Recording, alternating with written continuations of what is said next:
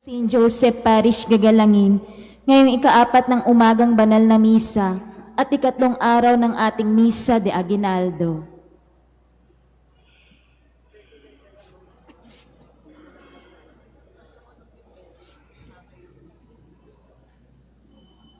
Tumayo po ang lahat at tayo makiisa sa Eukaristikong pagdiriwang na pamumunuan ng ating kura paroko, Reverendo Padre Douglas D. Badong. Ang sanggol niya ay Emmanuel, masaya nating ipaganda ang pagdating ng manunubos, tagapagligtas natin. Tuwiring mga landas, mga alitan ay tapusin, sapagkat si Kristo'y darating. Purihin ang Panginoon, nasa atin ay ihahayag. Ang dulot niya'y kaligtasan. Sa sanlibutan,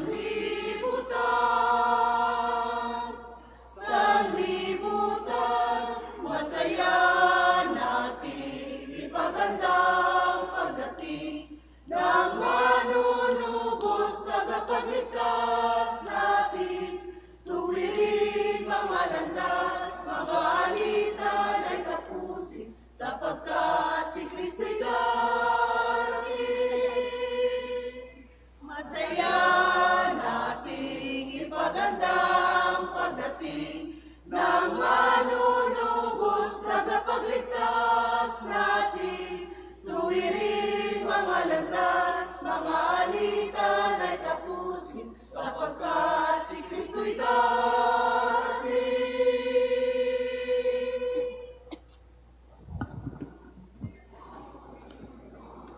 Sa ngalan ng Ama at ng Anak at ng Espiritu Santo, Amen. ang pagpapala ng ating Panginoong Hesus Kristo, ang pag-ibig ng Diyos Ama, at ang pakikipagkaisa ng Espiritu Santo naway sumainyong lahat. At sumaiyo rin.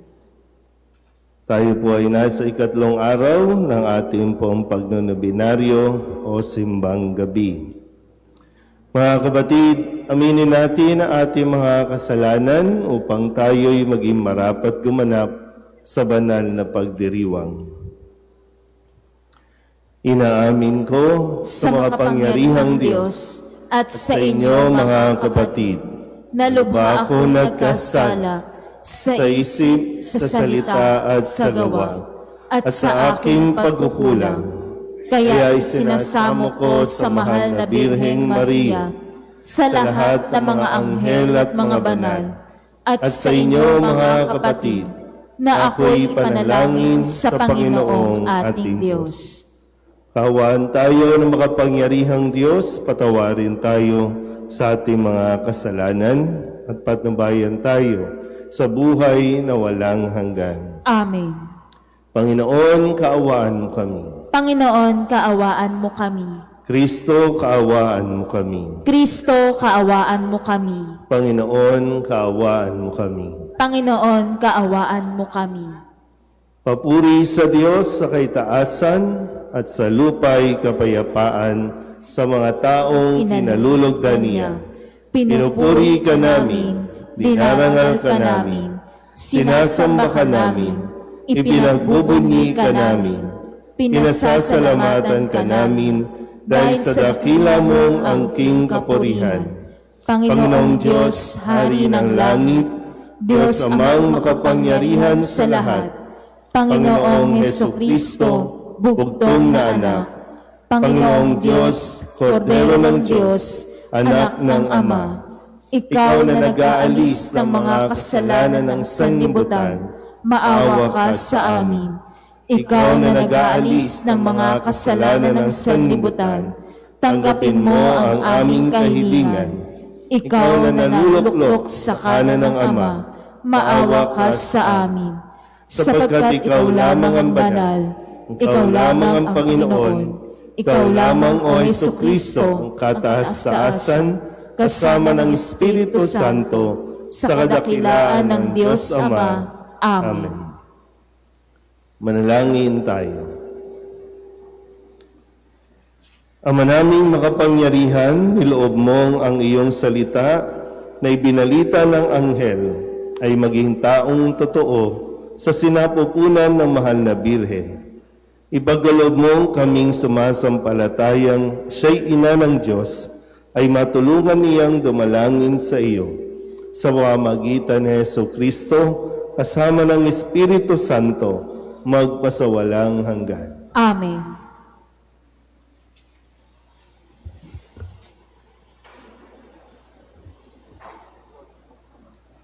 Pagbasa mula sa aklat ni Propeta Jeremias. Nalalapit na ang araw, sabi ng Panginoon, na pasisibulin ko mula sa lahi ni David ang isang sangang matuwid, isang hari na buong karunungang maghahari. Paiiralin niya sa buong lupain ang batas at katarungan. Magiging matiwasay ang Huda sa panahon ng kanyang pamamahala, at ang Israel ay mapayapang mamumuhay. Ito ang pangalang itatawag sa kanya, ang Panginoon ay matuwid. Sinasabi ng Panginoon, darating ang panahon na ang mga tao'y di na manunumpa ng ganito.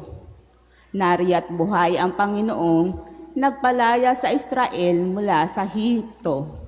Sa halip, sasabihin nila, saksi ko ang Panginoon, nagpalaya sa mga Israelita mula sa lupain sa Hilaga at sa lahat ng lupain, pinagtapunan ko sa kanila.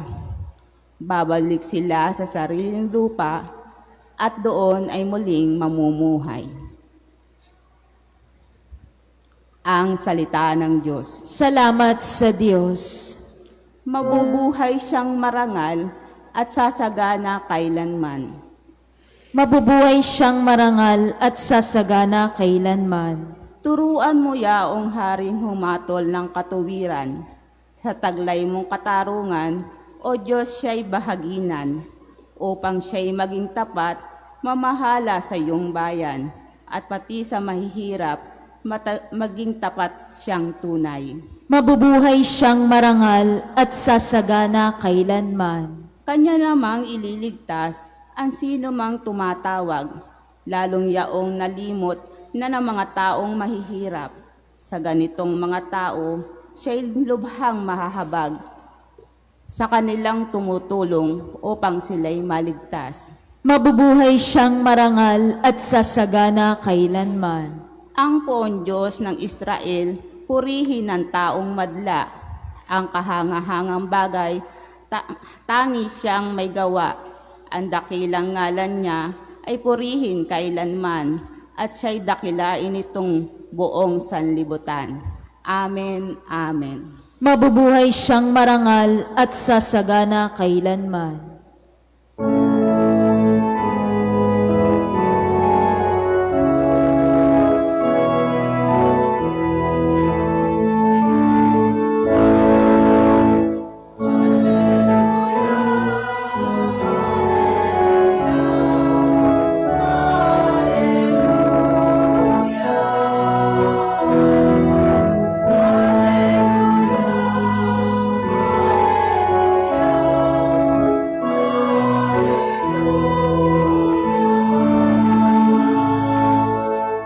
Namumuno ng Israel, nagbigay utos sa amin, halina't kami sagipin.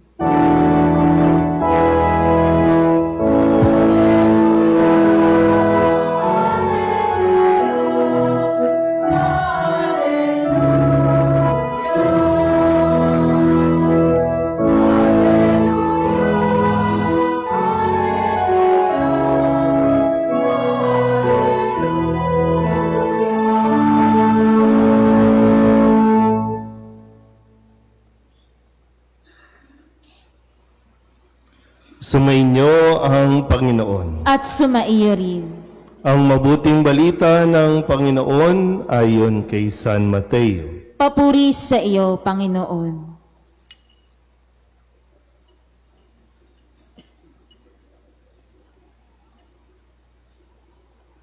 Ganito ang pagkapanganak kay Hesu Kristo. Si Maria na kanyang ina at si Jose na nakatakda ng pakasal. Ngunit bago sila nakasal, si Maria'y natagpuang nagdadalang tao. Ito'y sa pamamagitan ng Espiritu Santo. Isang taong matuwid itong si Jose na kanyang magiging asawa, ngunit ayaw niyang mapahiya si Maria, kaya ipinasya niyang hiwalayan ito ng lihim. Samantalang iniisip ito ni Jose, napakita sa kanya sa panaginip ang isang anghel ng Panginoon. Sabi nito sa kanya, Jose, anak ni David, huwag kang matakot na tuluyang pakasalan si Maria, sapagkat siya'y naglihi sa pamamagitan ng Espiritu Santo. Manganganak siya ng isang lalaki at ito'y pangangalanan mong Jesus, sapagkat siya ang magliligtas sa kanyang bayan sa kanilang mga kasalanan. Nangyari ang lahat ng ito upang matupad ang sinabi ng Panginoon sa pamamagitan ng propeta. Maglilihi ang isang dalaga at manganganak ng isang lalaki at tatawagin itong Emmanuel. Ang kahulugay, kasama natin ang Diyos. Nang magising si Jose, sinunod niya ang utos ng anghel ng Panginoon. Pinakasalan niya si Maria, ngunit hindi ginalaw ni Jose si Maria hanggang sa maipanganak nito ang isang sanggol na lalaki na pinangalanan niyang Jesus. Ang mabuting balita ng Panginoon. Pinupuri ka namin, Panginoong Hesukristo. Isang magandang umaga po sa inyong lahat. Palapakan natin ang Panginoon. Tayo po ay nasa ikatlong araw ng ating pong pagnonobena. No? Ito ay 9 na araw, kaya pagnonobena kapiling o kasama si San Jose at sinasamahan natin siya, nasamahan si Maria. At habang sinasamahan natin, syempre, ang paanyaya sa atin ay mapagnilayan natin din ang mga bahagi o pangyayari sa buhay natin dahil ang nangyari sa kay Jose at kay Maria ay nangyayari din sa atin magpasa hanggang ngayon. So review na tayo, pangatlong araw na, Nay, ano ba yung unang araw na pinagnilayan natin? May pinakilala sa atin nung unang araw. San Mateo. Yun yung ebanghelyo kahapon at ngayon, San Mateo. Ano yung unang araw? May naririnig na akong tamang sagot, Ano yung unang araw, ate? Brad, ano yung unang araw? Unang araw. Tulog ka nung unang araw? Nakalimutan. Pero nandito ka, unang araw, December 16. Tama naman. Ano ang pinagnilayan? Sino ang pinagnilayan sa ebanghelyo natin? Si San Juan Bautista. At ano ang naging role ni San Juan Bautista na ipinakilala ni Jesus? Ano ang kanyang naging role? Ate, ano ang naging role ni San Juan Bautista? NGC, ano ang naging role ni San Juan Bautista sa kwento na ating pong pinagninilayan? Sino si San Juan Bautista? Sasagot ka ba? Sino si San Juan Bautista?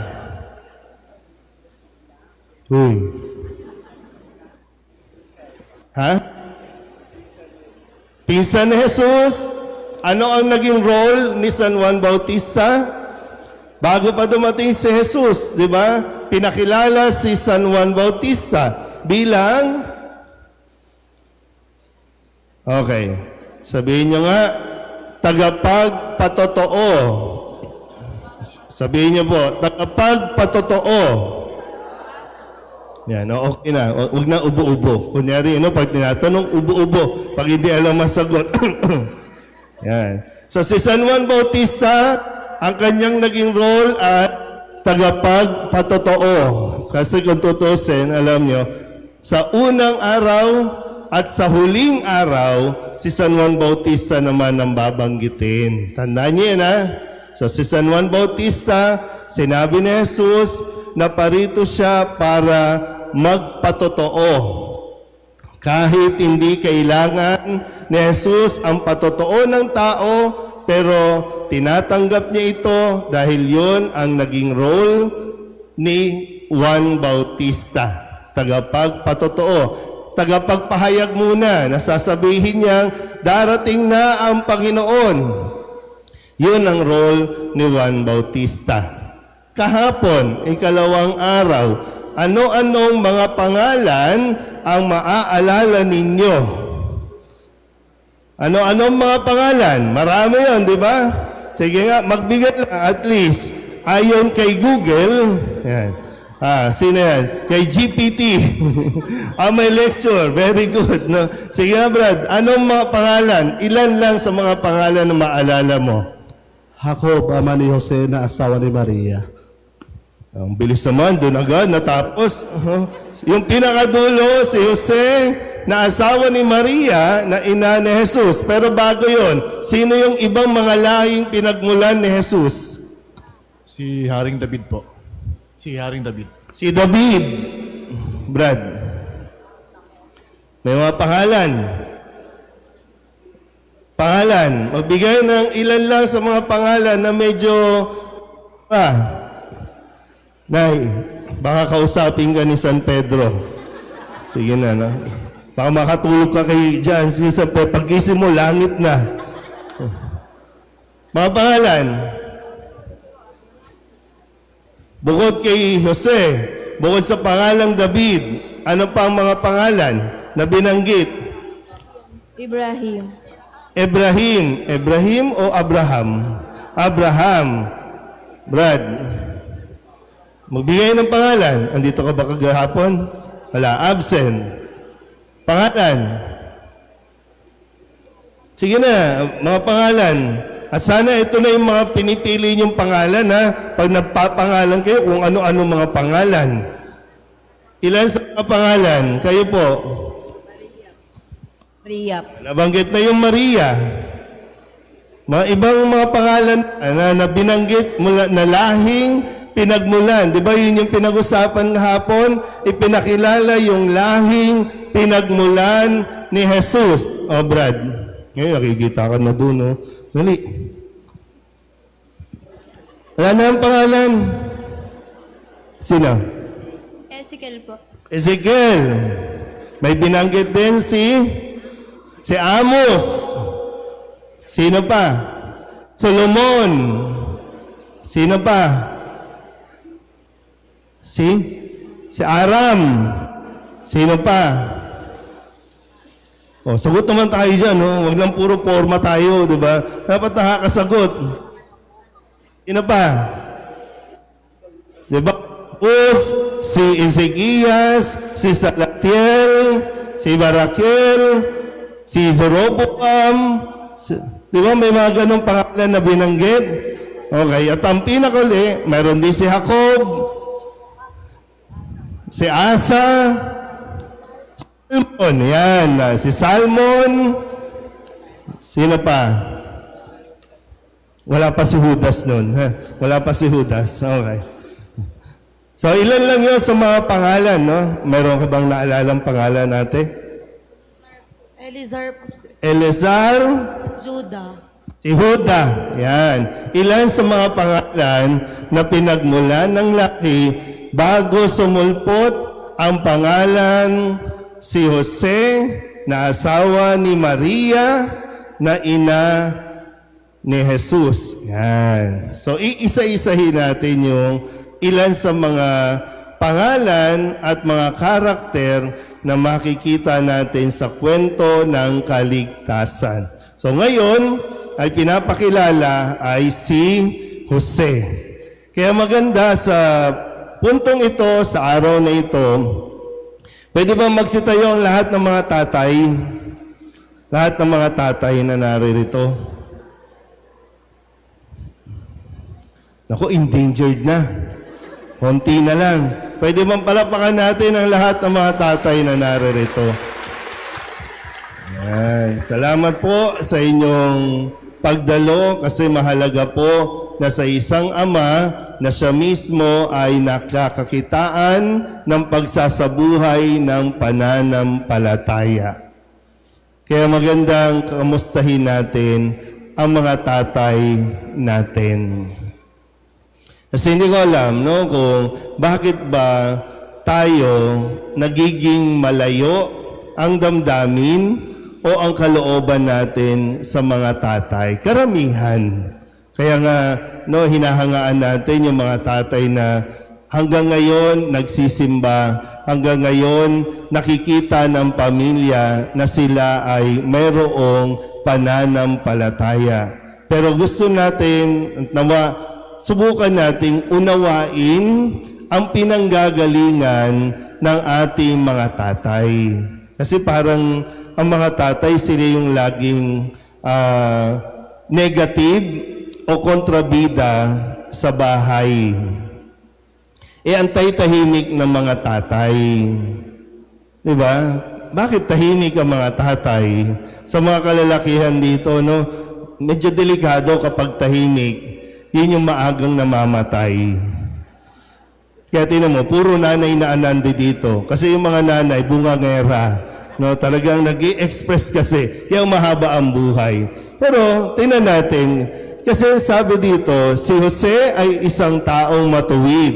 Tandaan niyo po ha, si Jose ay pinili ng Panginoon na maging asawa ni Maria at maging ama dito sa lupa ng kanyang bugtong na anak. So dito pa lang makikita natin, ang Diyos ang pumili kay Jose para maging asawa ni Maria at maging ama ni Jesus.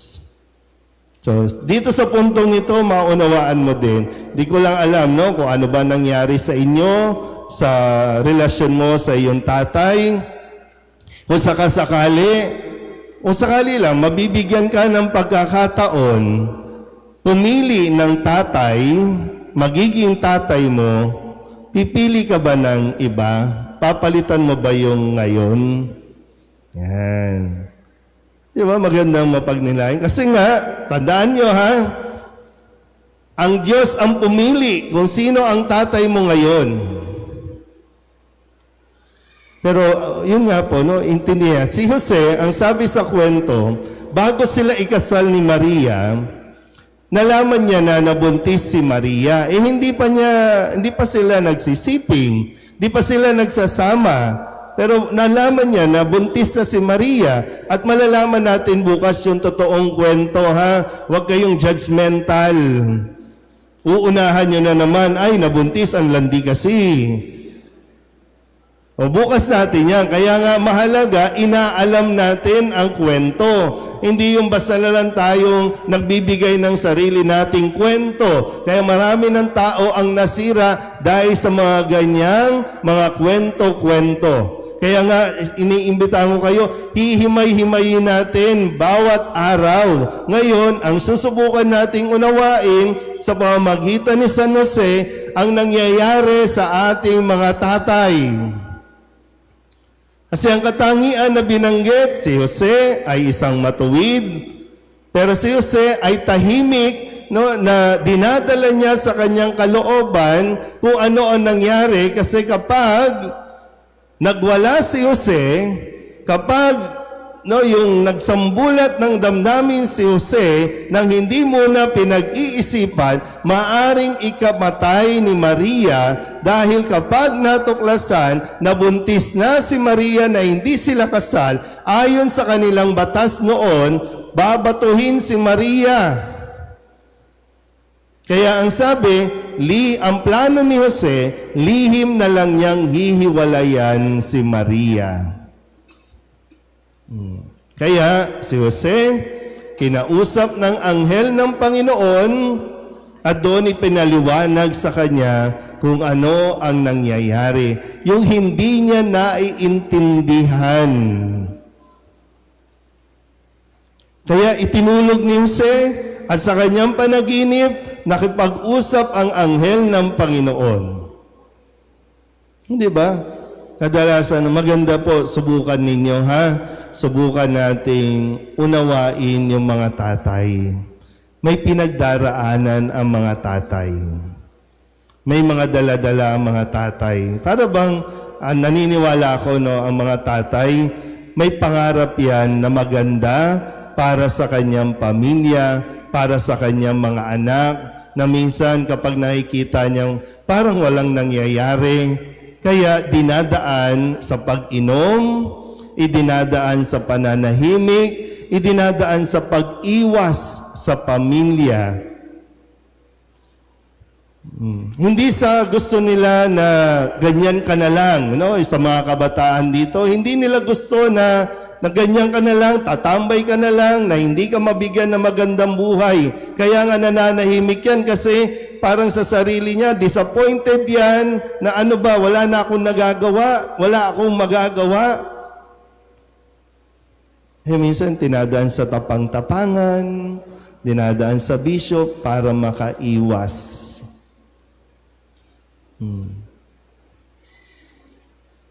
Paano?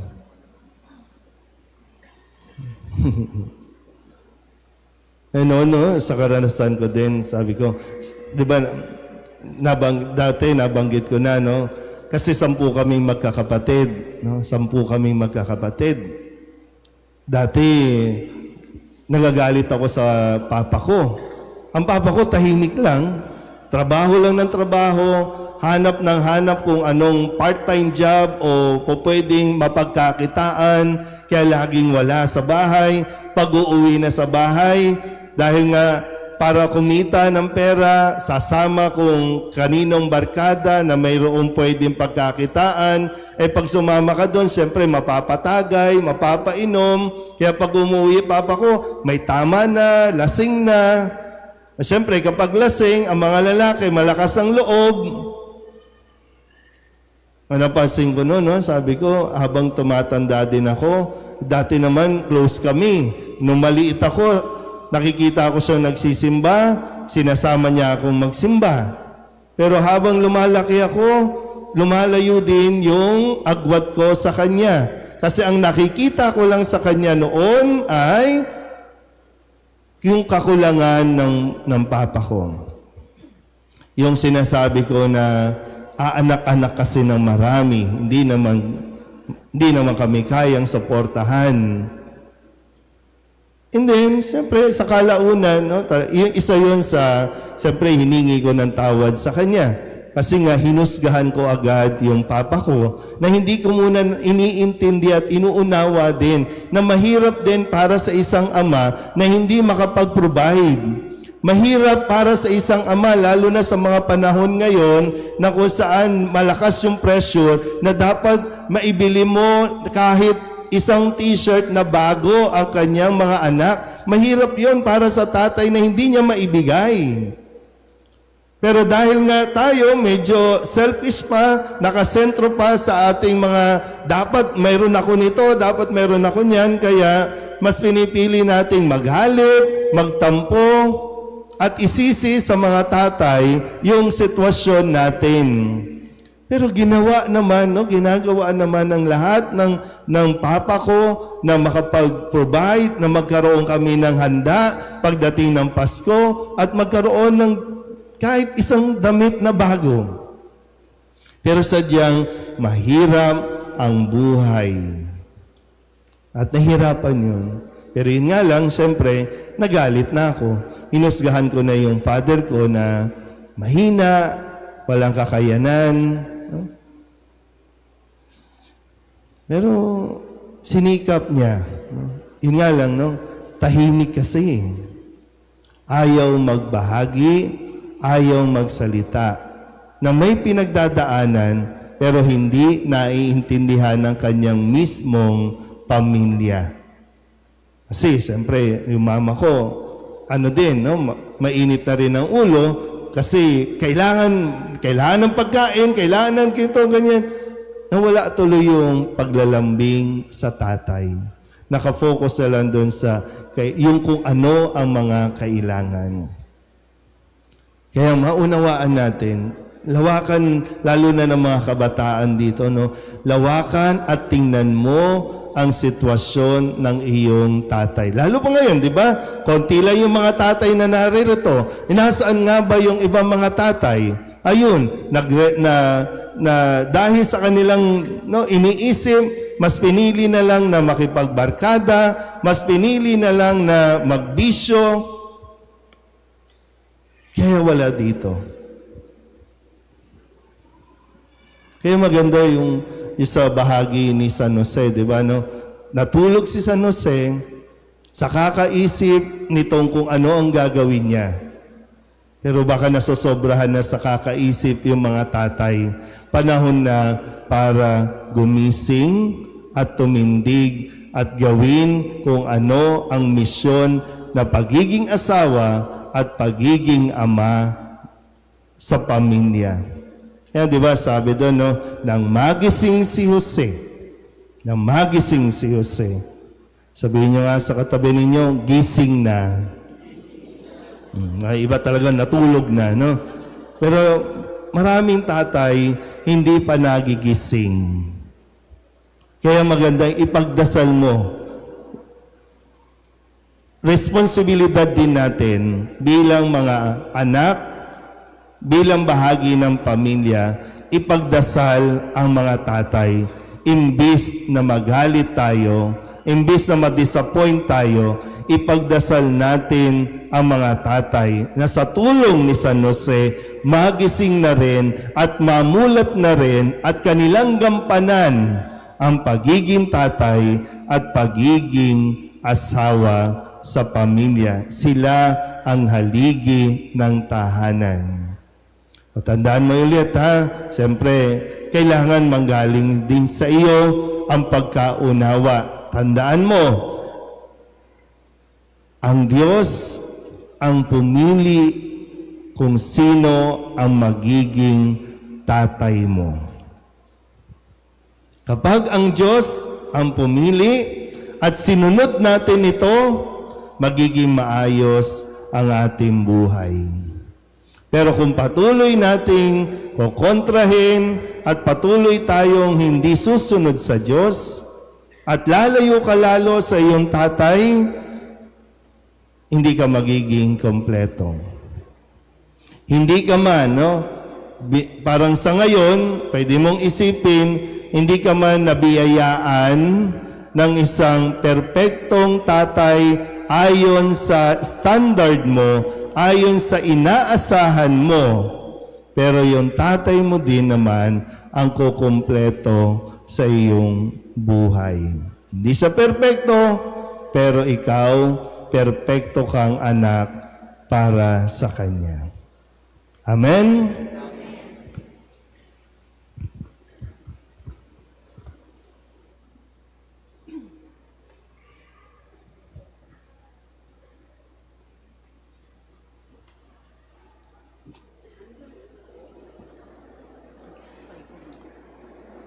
Magsitayo ang lahat. Naranasan ng tao ang awa at pag-ibig ng Ama sa katauhan ni Jesus na Emmanuel, ang Diyos na sumasa atin. Buong pagtitiwala nating ilapit sa Kanya ang ating mga pagsusumamo at panalangin. Ang ating pong itutugon, Panginoon, dinggin mo ang aming panalangin. Panginoon, dinggin mo ang aming panalangin.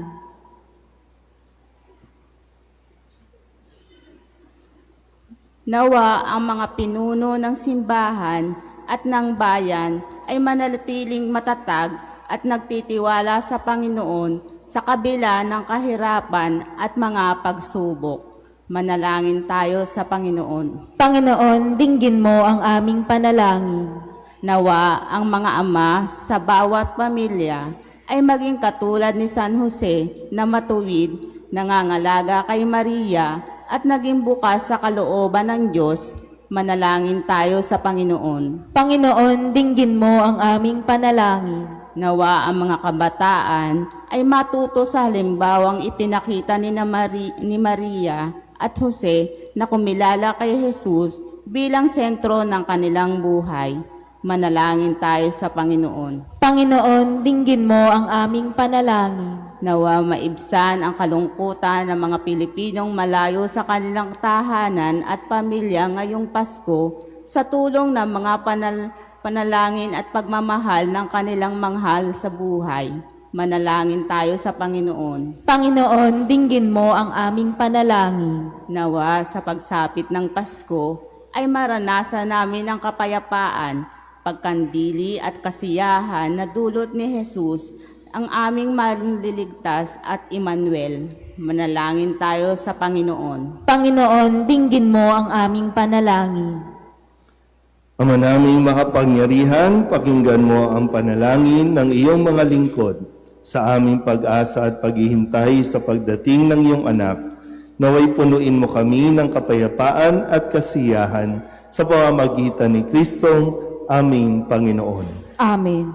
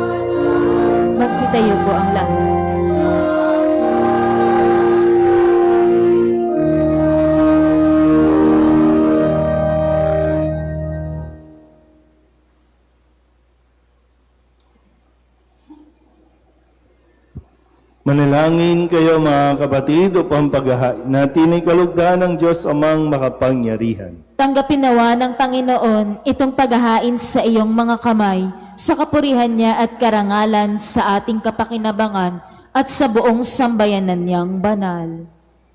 Ama naming lamika, ang mga alay naming nakahain sa iyong dambana ay pabanalin nawa ng paglukob ng banal na Espiritu na pumuspos sa sinapupunan ng mahal na Birheng Maria upang magdalang tao at magsilang sa iyong anak na siyang namamagitan magpasawalang hanggan. Amen. Sumainyo ang Panginoon. At sumain niya rin. Itaas sa Diyos ang inyong puso at diwa. Itinas na namin sa Panginoon. Pasalamatan natin ang Panginoong ating Diyos. Marapat na siya ay pasalamatan. Ama naming makapangyarihan, tunay ngang marapat na ikaw ay aming pasalamatan sa pamamagitan ni Jesucristo na aming Panginoon. Ang pagsusugo mo sa Kanya ay ipinahayag ng lahat ng mga propeta. Ang pagsilang niya ay pinananabikan ng mahal na Birheng kanyang inang tunay sa kapangyarihan ng Espiritong Banal. Ang pagdating niya ay inilahad ni San Juan Bautista sa kanyang pagbibinyag. Ngayong pinaghahandaan namin ang maligayang araw ng kanyang pagsilang, kami nananabik at nananalangin lubos na makaharap sa kanyang kadakilaan. Kaya kaysa ng mga anghel na nagsisiawit ng papuri sa iyo na walang humpay sa kalangitan, kami nagbubunyi sa iyong kadakilaan.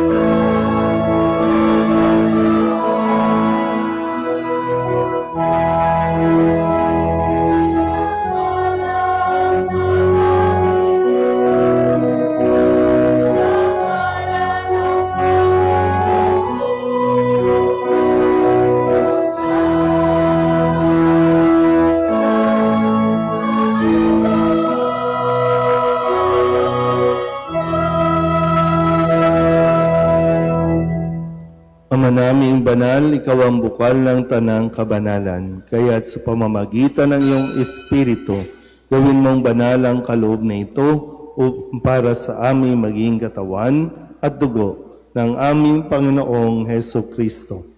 Bago niya pinagtiis ang kusang loob na maging handog, hinawakan niya ang tinapay, inasalamatan kaniya, pinagati-hati niya iyon, iniabot sa kanyang mga alagad at sinabi, "Tanggapin ninyong lahat ito at kanin, ito ang aking katawan na ihahandog para sa inyo."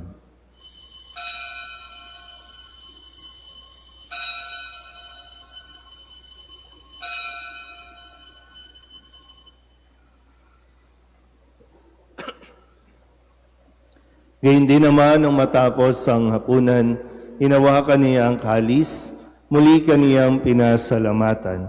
Iniabot niya ang kalis sa kanyang mga alagad at sinabi,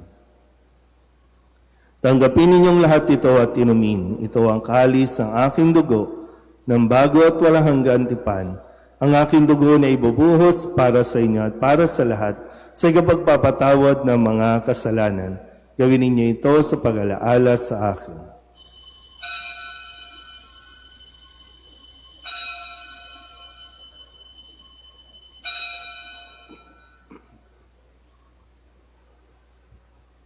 Ipagbunyi natin ang misteryo ng pananampalataya.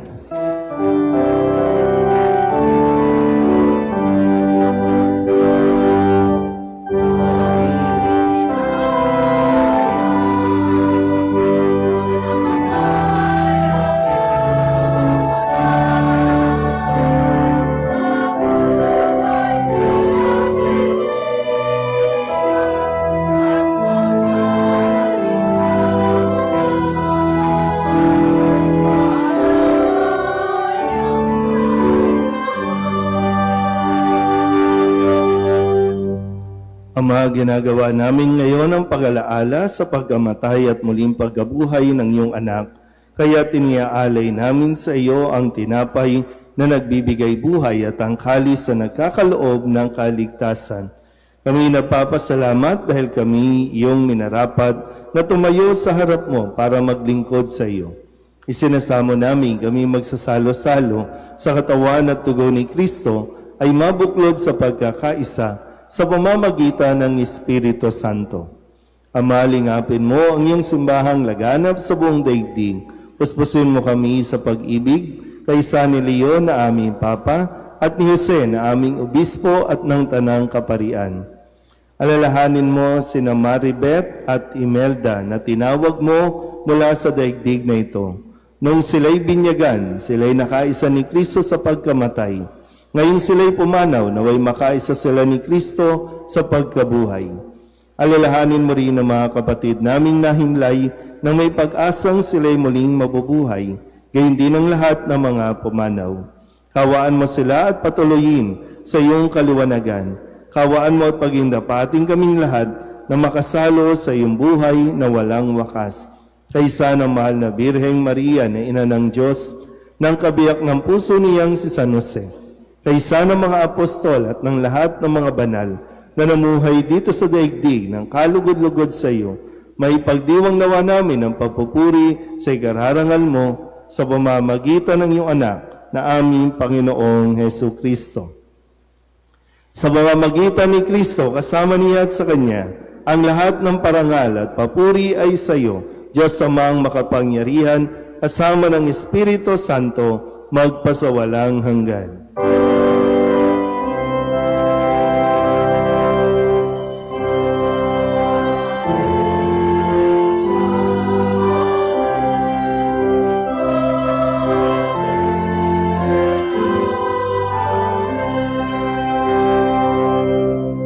Sa tagubilin ng mga nakagagaling na utos at turo ni Jesus sa Panginoon natin at Diyos, ipahayag natin ang lakas loob.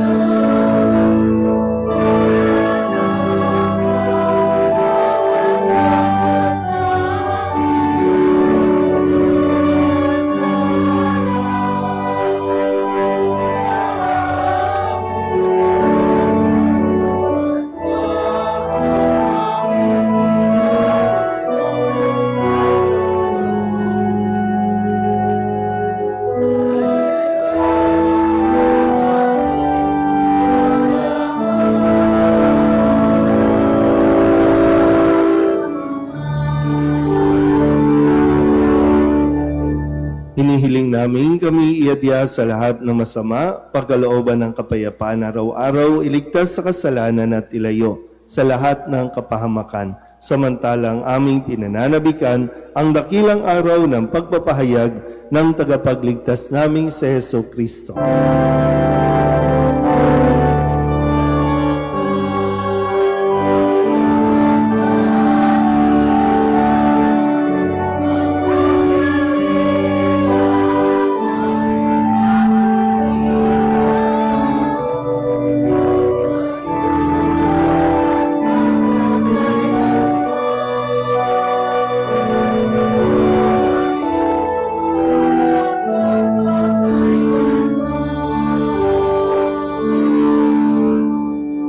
Hesu Kristo, sinabi mo sa iyong mga apostol, kapayapaan ang iniiwan ko sa inyo, ang aking kapayapaan ang binibigay ko sa inyo. Tunghayan mo ang aming pananampalataya at huwag ang aming mga pagkakasala. Pagkalooban mo kami ng kapayapaan at pagkakaisa ayon sa iyong kalooban, kasama ng Espiritu Santo, magpasawalang hanggan. Amen. Ang kapayapaan ng Panginoon ay laging sumainyo. At sumaiyo rin. Mabigayan tayo ng kapayapaan sa isa't isa.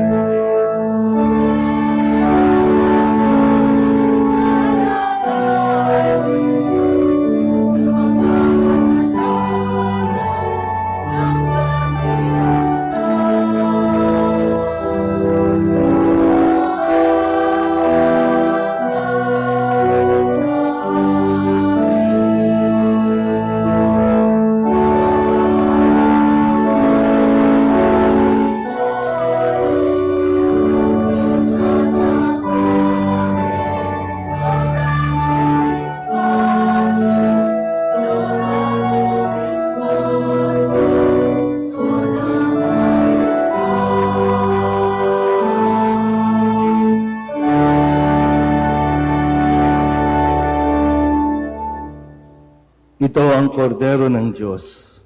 Ito ang nag-aalis ng kasalanan ng sanlibutan. Mapalad ang mga inaanyayahan sa kanyang piging. Panginoon, hindi ko karapat-dapat na magpatuloy sa iyo, ngunit sa isang salita mo lamang ay gagaling na ako.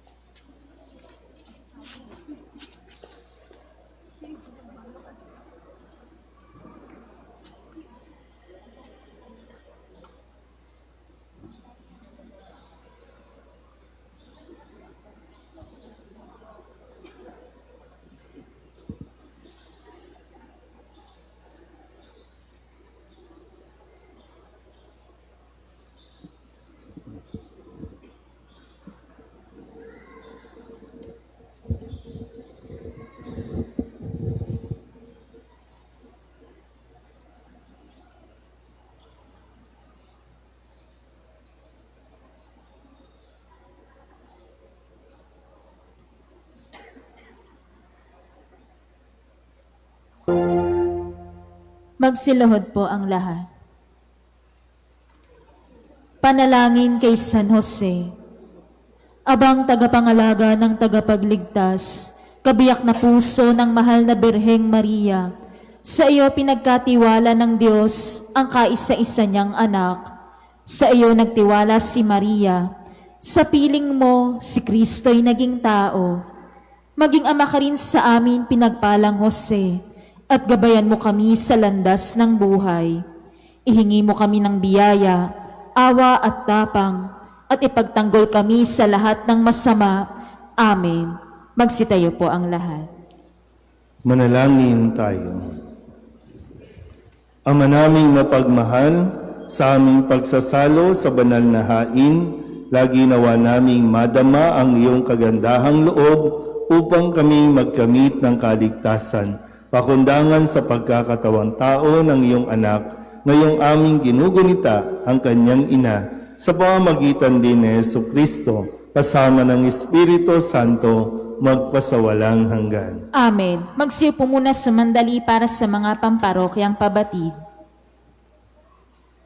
Una, sama-sama nating kulayan ang ating parish Christmas tree sa pamamagitan ng pagbili ng Christmas balls. Bawat donasyon na inyong ipapaabot ay malaking tulong para sa ongoing renovation projects ng ating simbahan. Sa mga interesado, mangyaring tumungo sa booth sa patio ng simbahan. At sa pagdiriwang ng nalalapit na Pasko, iniimbitahan ang lahat na makiisa sa lahat ng gawain ng parokya pantungkol sa Kapaskuhan. Isa po rito ang kahilingan at handog kay Niño Jesus. Isulat po sa papel ang inyong kahilingan at ilagay sa sobre ang kahilingan o handog at ihulog sa kahon sa harap ng Belen. Maraming salamat po. Magsitayo po ang lahat. Muli, sana po sa araw na ito, huwag niyo ikalimutan ipagdasal ang lahat ng mga tatay, lalo na ang iyong tatay. Kung hindi man siya nakakapagpabait o kung meron man siya mga kakulangan at kahinaan, ipagdasal mo kay San Jose. Sa mga tatay naman na medyo nahihirapan maging ama, maging asawa, lumapit ka kay San Jose para nang sa ganon, mas magabayan ka dahil para sa mga tatay, malaki po ang impact na iniiwan mo sa iyong mga anak. O sila man po ay maging maayos o hindi, malaking bahagi po niyan sa iyo. Sa mga anak naman na naririto, sa ayaw at sa gusto mo, katulad ka rin ng tatay mo. At nakikita at makikita sa iyo ang ugali, pagkilos, gawi, o kahit manirisim ng iyong tatay. Subukan mong tinan yung tatay mo at tumingin ka sa salamin, hindi maipagkakaila. Ikaw ang anak niya at siya ang tatay mo na pinili ng Diyos para sa iyo. Sumainyo ang Panginoon. At sumaiyo rin. At pagpalain kayo ng makapangyarihang Diyos, Ama at Anak at Espiritu Santo. Amen. Tapos ang banal na misa, humayo tayo sa kapayapaan ni Kristo. Salamat sa Diyos. Magandang umaga po.